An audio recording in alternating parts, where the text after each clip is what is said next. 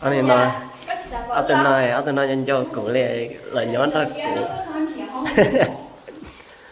dạ hay anh lên tên này hay có anh ấy hay có con trẻ Đây là kinh tế chia chắc nó đúng không?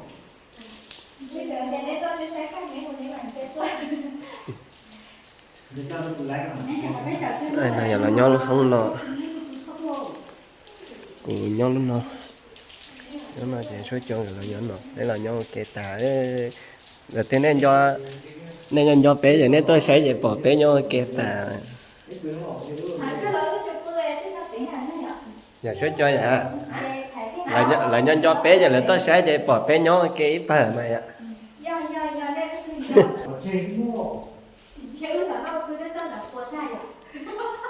nàng muốn nhớ lại rồi cái lúc tại ba suy xét chỉ hỏi cho lọt tới kia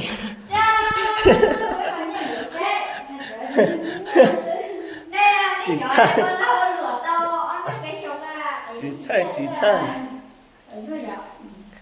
các bạn cho đấy là có một người lúc xé là bơi tí là bạch chuyện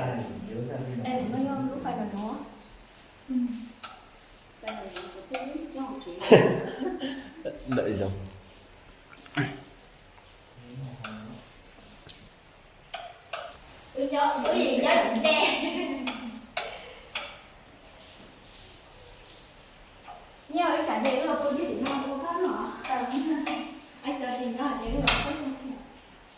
cho cho món đón nó món tốt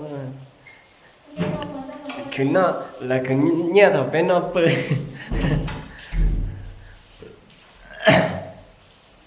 Chỉ nó còn điểm tâm cái gì?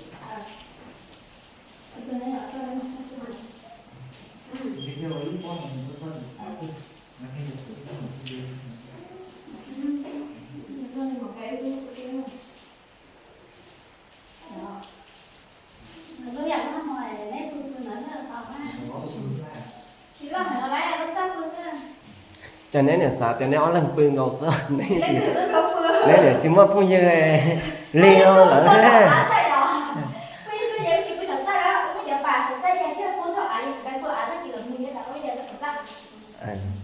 nhưng mà chưa trong khác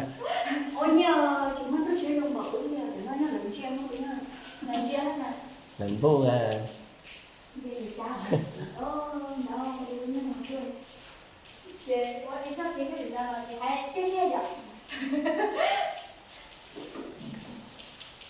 bé mà muốn nhớ trai ạ mới chỉ nhớ mà ta sao không nhớ chúng ta chè Rồi mày lấy gì tao ấy, bên kia đây, giá gì tại nó. chọn không có hình đó nhưng mà lo này thì nhói lăng của nó thì cho nên làm cho nó thì nhớ trời nếu cho lại chọt gì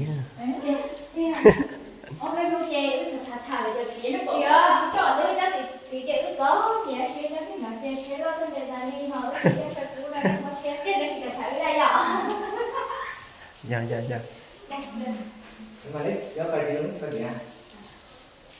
Những bài bài gì tao không? Những bài gì tao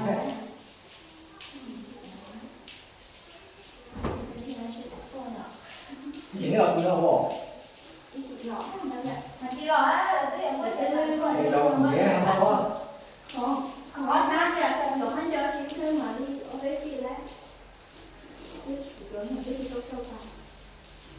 Sau đó có đây cái nó mình đi màu cái gì bỏ cho nó đúng rồi đấy. Người thấy nó được không?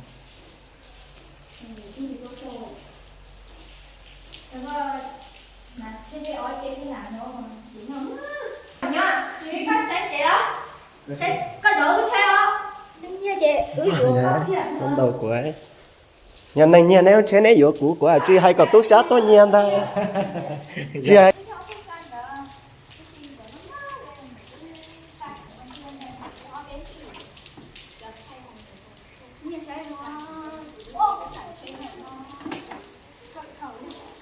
chè thế cả đấy mama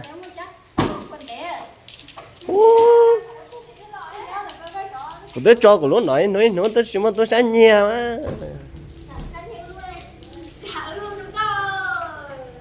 Hai túi xá nha thôi, mỗi cái chè của mà hai túi xá tôi nha đó. Nè là mua bênนู้นmà tô. Ở bênนู้นnày nó chống teo xin cho teo, nhưng chủ lặn cho gì với mẹ đây là nhóm đó nhiều.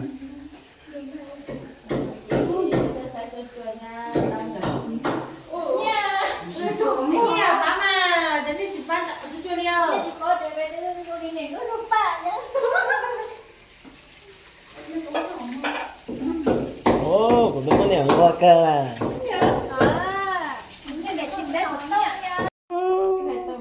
Tiền bài. Còn là tên cái chính năng đó.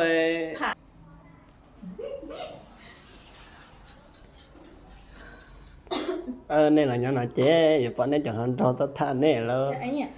Cái cái ôm món ôm xô chài ôm món nó chè cái này chưa chưa ôm món là con này đấy Chè. chè cỡ cỡ quá sư cái cậu chỉ có đi đâu chú chỉ tao hãy ra khỏi ít tuổi mới từng nói đó Đó cơ nữa.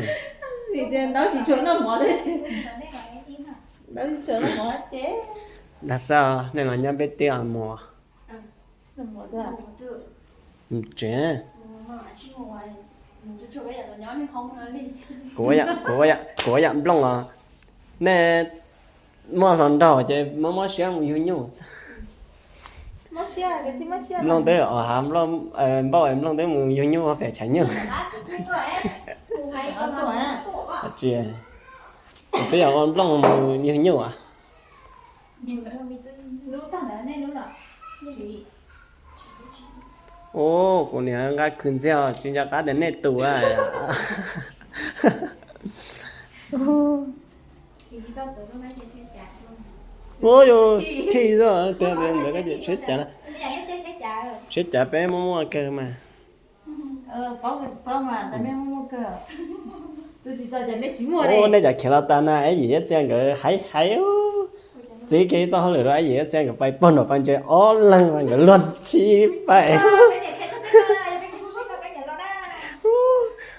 Ra ấy gì chơi nhau chế chơi giờ bé gì luân chi lở sao đấy. ông ca mình nói có một cho mình lại ông ca tôi mình phải hiểu rồi hay Dạ.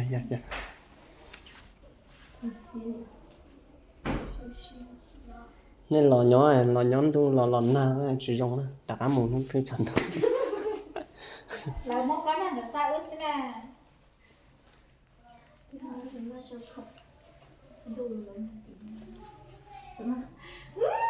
nó định chỉnh hơn nè cái gì sáng á ô thầy cho bé thì sáng nè nhưng đâu muốn nét chỉ có ước đi à còn nó bé chỉ có này thứ thứ phải bảo ta sáng này để không đây là không nhớ nói là không chỉ bỏ tên nè cái của nhau đẹp bé chị Dạ, chỉ là nát à con nào đây con nào đi con này nè nó là nát con nó sẽ này